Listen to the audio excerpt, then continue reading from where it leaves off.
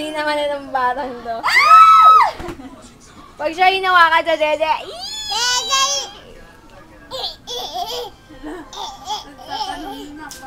tumatalon siya kanina doon. Sabi ko, huwag kang tumalo, mauuntog ka. Doon ka sa kama ni tata.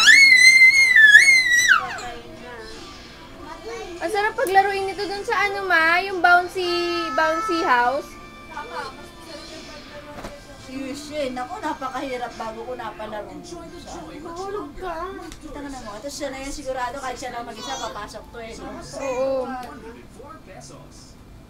Yun sa mga slide doon. Yun, sige. Tigil. Tanaya, manggigil ka nga. Tanaya, gigil. Gigil daw. Gigil ka muna. O, dudukot mo na ako. Dudukot ako sa dede. Dudukot.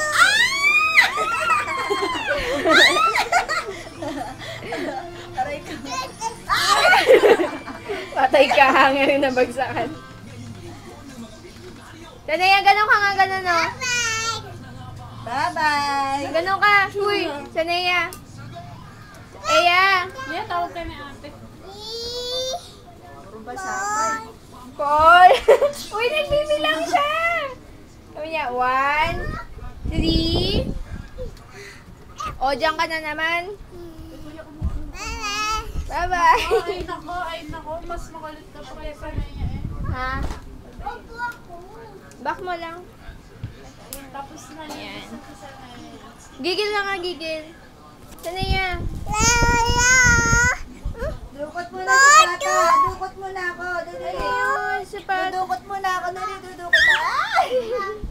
Bebe, gigil ka gano'n, no? Uy. Bibili ka ng gano'n. Bala ka, huwag mo pansinin. Alam mo, hulog yung ano. Sabi ni Mike nung yun sa naglilinis si Kuya ng sasakyan sa inyo. Bibili ako. Saan daw yun? Be. Di na ka, be. Be. Gigil ka daw muna. Bibili yan ng sasakyan. Ha?